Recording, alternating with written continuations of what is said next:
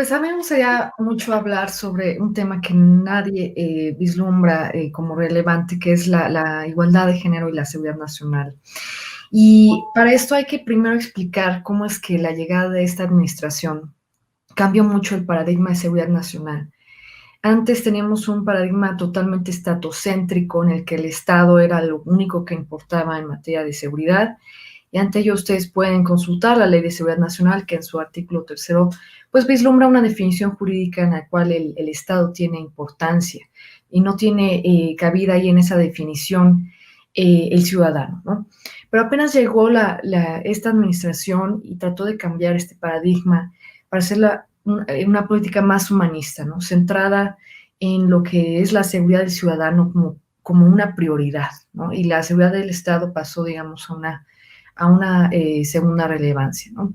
También podemos ver que en el Plan Nacional de Desarrollo hay principios rectores en lo que es la visualización de la administración pública de este sexenio, y hay uno muy importante que se llama no dejar a nadie atrás, no dejar a nadie fuera, y está dirigido precisamente a que el quehacer gubernamental impulse la igualdad como un principio rector en toda la gestión de la administración pública, ¿no? Entonces, la igualdad efectiva de derechos entre mujeres y hombres es una prioridad, ¿no? Pero para que estos principios se cumplan también debe haber una voluntad, digamos, en los actores, y tenemos que, en ese sentido, enfrentar la inercia cultural, sociológica, ideológica de muchos actores pues masculinos en la administración pública, que pues sí ya tocaron mucho el tema en lo que va de este foro,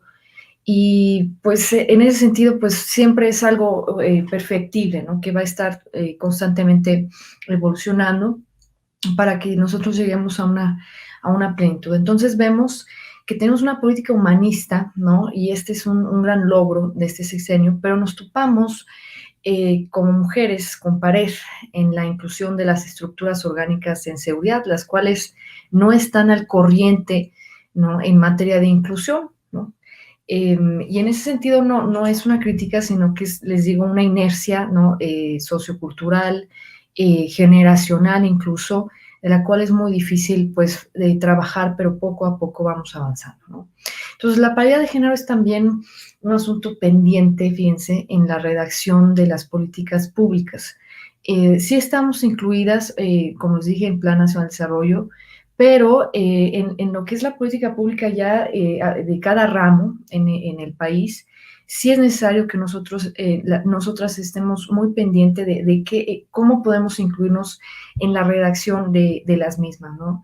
Y también la dirección de las políticas públicas.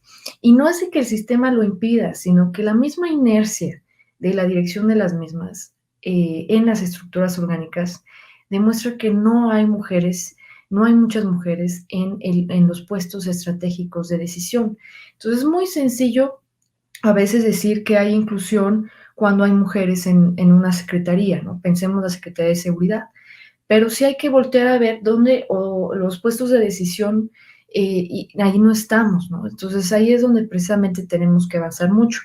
Y fíjense que relevante a esto, el nombramiento de la licenciada Rosa Isela Rodríguez es la demostración más clara de la voluntad del presidente Andrés Manuel López Obrador de que estén incluidas las mujeres en el ámbito de seguridad. Ella fue elegida, fíjense, el requisito primordial que mencionó el presidente para otorgarle el cargo fue precisamente su honestidad y rectitud. Así como este foro se llama Mujeres Incorruptibles, pues en ese sentido ya vemos que estamos avanzando, ¿no? Porque ya el presidente eligió a una mujer que cumplió con estos requisitos, ¿no? Ustedes pudieron ver en la opinión pública cómo atacaban la figura de la licenciada Rosa Isela sin conocerla, sin que ella dijera alguna palabra en las redes sociales, y ya la estaban desacreditando por ser mujer, que no estaba, digamos, capacitada para ser secretaria, y eso es precisamente a lo que me refiero, ¿no? Entonces, no solo vemos que ya estamos avanzando en esta administración en incluir a las mujeres en puestos estratégicos de decisión, pero tenemos que luchar con una opinión pública hostil, ¿no? Que desacredita a las mujeres, hablar de seguridad, de tratar asuntos de dirección y de redacción de las políticas públicas, nada más porque somos mujeres, ¿no? Entonces, el descrédito, la deslegitimación, deslegitimidad, perdón, es el pan de todos los días para las mujeres que estamos incluidas en el ámbito de seguridad, ¿no? Entonces, sí hay discriminación hacia las mujeres para involucrarnos en asuntos de seguridad. Y fíjense, para ello también les pongo el ejemplo que me contó una gran amiga, diputada Guillermina Alvarado.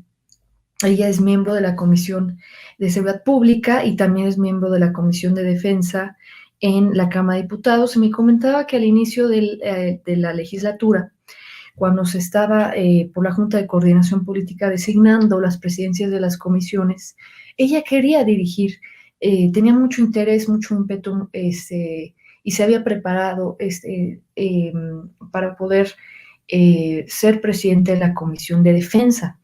Pero el diputado del Partido Tricolor le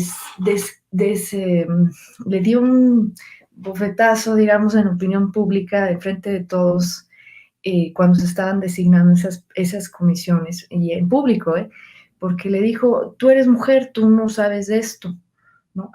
Ese es precisamente otro ejemplo de lo que nosotras, incluidas, pues ha sido muy difícil, ¿no? Yo personalmente he luchado por mucho en mi camino de establecerme como especialista en seguridad. En, en mi formación he estudiado en muchas universidades, pero me parece que es cuando yo estudié en el máximo plantel de estudios del Ejército, en el Colegio de Defensa Nacional, donde pude percibir plenamente inclusión.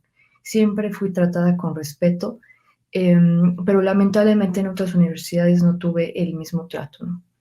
Y afortunadamente por mi persistencia pude fungir como la primer mujer secretaria técnica de la Comisión Bicameral de Seguridad Nacional en el Congreso de la Unión, y así como yo, quiero muchas mujeres atrás de mí. Perdón que yo hable de mí, pero pues en ese sentido somos contadas las mujeres en México que dan conferencias en la materia, que han estado presentes en parlamentos abiertos, que son columnistas, comentaristas en radio y televisión en seguridad, ¿no? Tengo plena comprensión de la política de seguridad y la política militar y de la evolución de las relaciones civiles militares. No obstante, sí me he encontrado con, pues, objeciones de inclusión por parte de algunas mujeres, fíjense, y he visto una impresionante inclusión por muchos hombres, ¿no? Especialmente en las Fuerzas Armadas. Por ejemplo, cuando fungí en la Comisión Bicameral de Seguridad Nacional, la única integrante mujer legisladora, es una senadora del Partido Tricolor, no voy a decir su nombre, fue la que, pues, sí objetó que fuera una mujer la secretaria técnica, ¿no? Y en ese sentido, pues, sí fue como difícil encontrarme de que, así como mencionó una compañera panelista anteriormente a mí, a veces sí es triste ver que otras mujeres pues nos ponen el pie, ¿no? Entonces, yo creo que una buena política de equidad de género empieza desde nosotras, ¿no? Y pues sí, como les digo, en el ámbito de la seguridad, las mujeres sufrimos constantemente deslegitimación o descrédito por ser mujer, y dentro de la opinión pública pues se percibe que la seguridad es un asunto generalmente de lo que los hombres saben, no de mujeres, ¿no? Y por eso me ha costado mucho incluirme pues como comentarista en los medios, ¿no? Pero he tenido buenos ejemplos de mujeres involucradas en el ámbito del estudio académico de la seguridad. La primera, que fue mi maestra, la embajadora Olga Pellicer, ¿no? Orgullosamente mi maestra. Ella es pionera del estudio académico de la seguridad nacional en México. Después fue Ana María Salazar o Guadalupe González Chávez. Me dieron un buen ejemplo de que hay que ser persistente y pues sufrir, ¿no? Pero asimismo buscar sortear estos obstáculos con méritos, ¿no? Entonces, ya para concluir, yo creo que las mujeres podemos lograr que se crucen la política de seguridad y la política de protección de género en este país, ¿sí? Y eso es algo importante. Podemos volver la política de seguridad incluso más humanista, ¿no? Pero para eso necesitamos, pues, estar plenamente incluida en la toma de decisiones, ¿no? Las mujeres en el ámbito de la seguridad no buscamos incluirnos por cuota. La paridad, digamos que no es una prioridad, pero sí es la inclusión, ¿no? ¿Y qué buscamos? De que se nos valore más nuestros méritos, ¿sí? Entonces encuentro que entre muchos hombres no vislumbran aún la dimensión de gravedad del feminicidio en México, por ejemplo, y para ello necesitan meternos a nosotras más para que les demos mejores enfoques y podamos diseñar líneas de acción efectivas para proteger a otras mujeres, ¿no? Ante ello, las mujeres, yo considero, somos un área de oportunidad impresionante para combatir el problema nacional de feminicidios y la violencia de género, especialmente, pero para ello les digo, debemos estar insertas en los puestos estratégicos de asesoría y de toma de decisiones. Claro. Muy interesante tu intervención. Muchas gracias. Me gustaría leerles, Pati, si no tienes inconveniente. Sí, claro. Aquí, de hecho, antes, Sandy, sí, quiero pedir una disculpa a la panelista. Me faltó leer lo último porque un error mío, repetí el currículum. Nada más quiero comentar esto. Ella cuenta con artículos científicos publicados en revistas en México, Ecuador, Chile y Costa Rica, y es columnista en El Soberano y Expansión Política. Fungió como secretaria técnica de Comisión Bicameral de Seguridad Nacional en la 64 legislatura del Congreso de la Unión y es miembro de la Asociación Mexicana de Estudios Internacionales, así como del International Institute for Strategic Studies en Washington. Perdóname mucho, María de Haas, discúlpame, fue un error mío totalmente. Pero solo quería complementar su currículum, porque es una mujer muy preparada y muy valiosa. Igualmente, yo, todas las panelistas que han pasado, de verdad es sorprendente y por eso valoro mucho este primer foro de mujeres incorruptibles y de su inclusión en la vida pública, porque es mucho lo que tenemos que decir y por eso me pareció pertinente hablar un poquito de mi experiencia, porque precisamente es lo que nosotros debemos sentar como ejemplo de lo que fue bueno y lo que hay que repetir para jalar a más mujeres y asimismo pues avisarles de todos los obstáculos que nos esperan en este camino, pero la persistencia y el mérito es lo que nos van a llevar, digamos, a estar plenamente incluidas en la vida nacional. Claro. Todo en la parte de seguridad, porque no hay tantas mujeres, si bien lo mencionas, lo has mencionado tú ahora, y me pareció muy interesante que mencionaste que la primera secretaria de seguridad que va a haber, pues es ahora que la puso el presidente, y que todo el mundo habló y denostó a esta persona. Uy, una pregunta, antes de que continúe.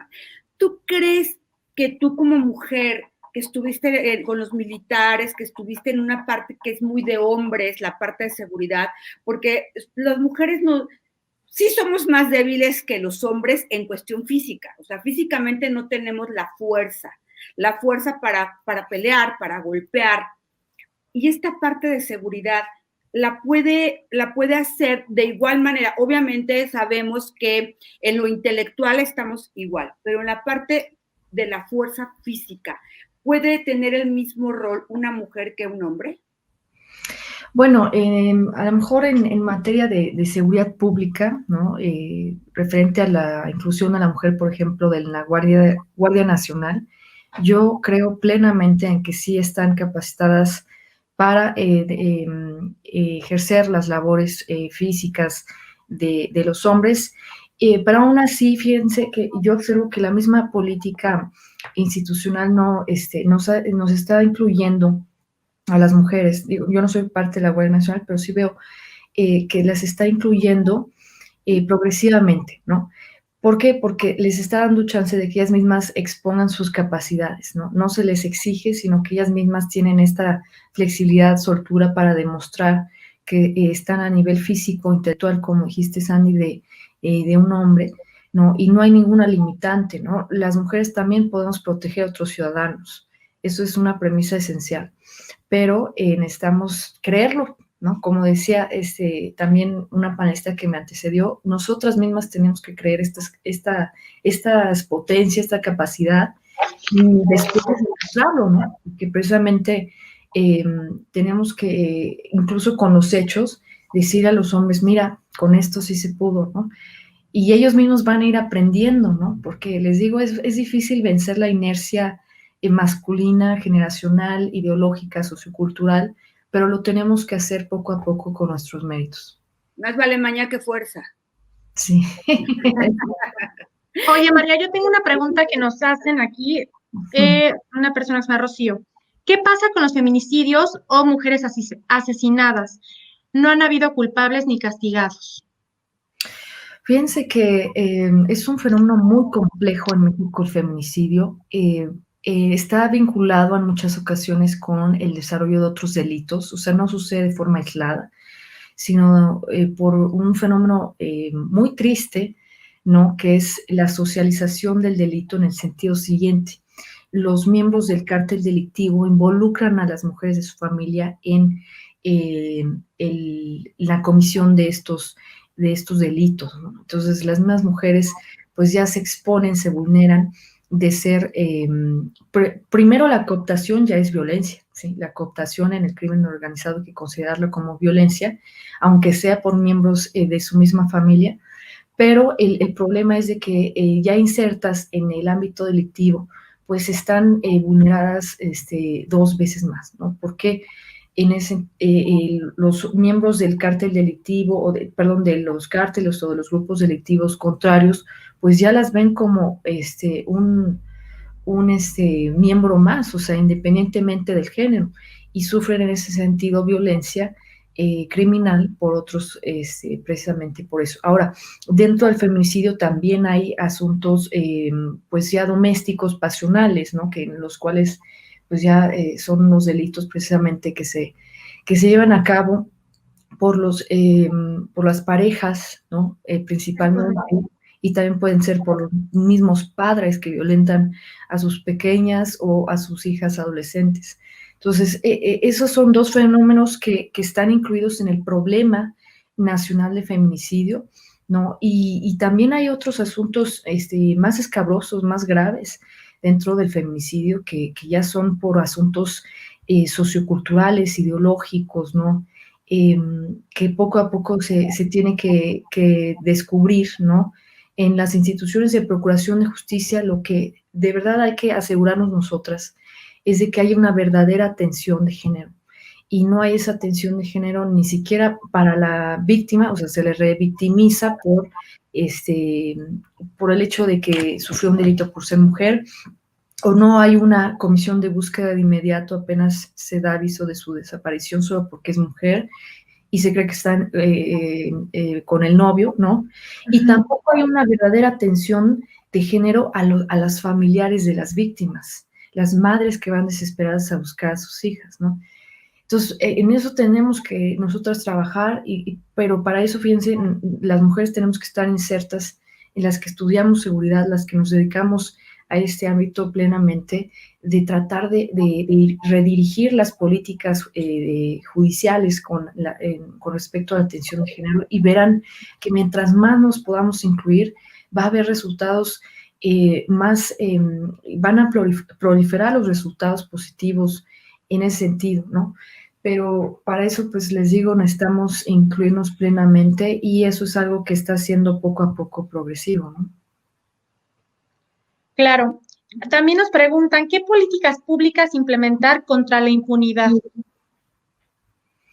La impunidad, pero dirigida a algunas... Al tema de género o al tema de seguridad, me comenta. Al tema de impunidad en seguridad. Bueno, la impunidad es un problema de procuración de justicia, ¿sí? O sea, no es de que se politice la política de seguridad, sino de que las instituciones de procuración de justicia, vuelvo a lo mismo, no están preparadas ni capacitadas para resolver los asuntos estratégicos, ¿no? Que más impactan la seguridad de los ciudadanos. Los mismos ministerios públicos pues no tienen estos enfoques, han quedado rezagados, ¿no? y también enfrentan muchos riesgos porque muchas servidoras y servidores públicos pues no desempeñan muy bien la política de género en materia de seguridad que impida, ¿no?, que haya casos impunes a hombres o a mujeres que violenten a otras, ¿no? Porque ellos mismos sufren amenazas, los mismos servidores públicos. Les digo, el problema del feminicidio, la violencia de género es muy complejo porque tiene muchas aristas y la impunidad sin duda es algo que necesitamos nosotros trabajar, ¿no? Yo siento que desde el punto de vista jurídico se necesitan más castigos ejemplares y además de que haya castigos ejemplares, por ejemplo, al homicida de Ingrid, no sé si se acuerdan de Ingrid, bueno, es necesario que se mediatice ese castigo para que se observe en la sociedad de que no van a quedar impunes estos delitos, pero el problema del caso de Ingrid es de que si no se hubiera mediatizado el caso, no se hubiera perseguido al homicida de la misma manera, ¿no? Entonces necesitamos ligar, fíjense, los esfuerzos que hacen las instituciones de procuración de justicia en contra de la impunidad de género y al mismo tiempo tener el apoyo y colaboración de los medios de comunicación para exponer precisamente estos logros y que sean exhibidos como castigos ejemplares, ¿no? Pero, les digo, para eso necesitamos hacer más diálogos, más foros, más acercamientos y tener el apoyo de toda la sociedad. No es un asunto, la impunidad no es un asunto enteramente de un poder de la Unión o de otro, ¿no? Sino que nosotros mismos podemos hacer este esfuerzo, incluso desde el ámbito ciudadano, cuando nosotros en una comunidad vecinal o en un condominio sabemos de que hay un vecino que violenta a su compañera, entonces dar aviso a las autoridades, ya con eso uno está combatiendo la autoridad desde el ámbito propio, ¿no? Pero la omisión, pues de alguna forma es algo que también hay, en la omisión en la denuncia, es algo en la que tenemos que trabajar mucho como ciudadanos porque pues una mujer debe de confiar en otra y si una mujer sabe de que hay otra que sufre violencia, pues impedirlo a toda costa. Yo fui educada en una casa, lamentablemente no tuve hermanas, pero fui educada en una casa en la que me dijeron que todas las mujeres son mis hermanas, sí, y desde esa perspectiva yo, pues a lo mejor me involucré mucho en seguridad porque yo siento que hay que protegerlas, ¿no? Pero les digo, necesitamos la colaboración plena de toda la sociedad, especialmente de las mujeres. A mí, si me lo permites, te quiero leer algo, dice Zulo Castillo. Las últimas marchas de mujeres que caminan con una bandera del feminismo y violentan a las mismas mujeres. Hay golpistas en esas marchas y están mal informando, van contra la cuarta. Sí, bueno, las que están dañando a las mujeres policías en las marchas, que les prenden fuego, no dejen las pintas y los daños a la nación en las marchas, sino de que violenten a otras mujeres en marchas en contra de la violencia a la mujer, pues es algo ya que se nota totalmente desvirtuado, ¿no?, de nuestra comprensión de feminidad y de feminismo, ¿no? Entonces sí es necesario que nosotros las mujeres establezcamos, digamos, una política ciudadana propia de mujeres, de lo que debe ser la lucha por el feminismo, sin que otras mujeres que tienen intereses políticos velados de golpismo, ¿no?, traten de modificar o distorsionar esa agenda. Que de por sí yo siento que esos eventos de mujeres violentando mujeres policías son para desacreditar el verdadero movimiento del feminismo, que es pacífico, obviamente, y que busca nada más que haya mayor respeto a la mujer, ¿sí?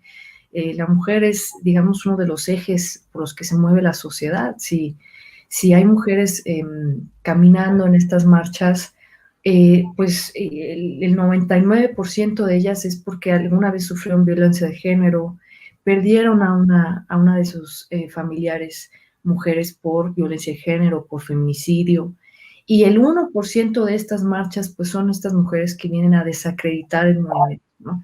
Entonces hay que verlo desde su justa perspectiva y no, no tratar de que ellas pues echen a la basura todo lo que es el esfuerzo de muchas mujeres que buscan que se les respete mejor a las mujeres y de que haya instituciones de procuración y justicia de verdad preocupadas por los asuntos de la violencia de género, ¿no? Gracias, María. Tengo nada más una pregunta de Pirata Azul. Dice, una pregunta a las panelistas. ¿Qué consejo darían tanto a mujeres como a hombres que estamos preocupados por el tema feminicidio? ¿Qué cuidados se deben de tomar para su prevención? Qué interesante pregunta, porque sí es importante aterrizar las acciones que bien pueden hacer los ciudadanos en materia de feminicidio, ¿no? Pero pues hay uno de los lemas que están promoviendo muchas estas marchas pacíficas feministas, que es de que los hombres deben de cuidar a las mujeres, ¿no? Como un asunto social, ¿sí? O sea, no es algo que debe ser opcional. Lamentablemente vivimos tiempos líquidos en la era posverdad, digamos, en los que las estructuras sociales están empezando a romper y ante ello, pues los hombres ya no están teniendo estos comportamientos de protección, ¿no? Pero yo siento que, como les mencioné en mi participación, la verdadera equidad de género empieza desde las mujeres. Las mujeres que respetan a otras mujeres, las mujeres que no hablan mal de otras mujeres, las mujeres que no violentan a otras mujeres, ¿no? Las mujeres que le enseñan a sus pequeños a respetar a otras mujeres. Es también un asunto de formación.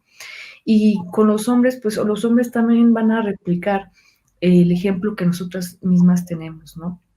Como hermandad. Entonces, es un asunto que todos podemos contribuir e insisto yo como especialista en seguridad en sostener el mecanismo de la denuncia como un elemento clave en parar la violencia de género y los feminicidios, ¿sí?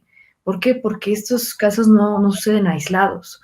O sea, hay alertas silenciosas de una violencia progresiva hacia una mujer dentro de una relación, dentro de una familia, dentro de un vecindario, y los demás se dan cuenta, pero no dice nada. Entonces, esta omisión también está vulnerando mucho a las mujeres. Es necesario tener un mecanismo de denuncia y acercarse a las policías, a la proximidad de la seguridad pública y dar aviso, al menos dar aviso, ¿no?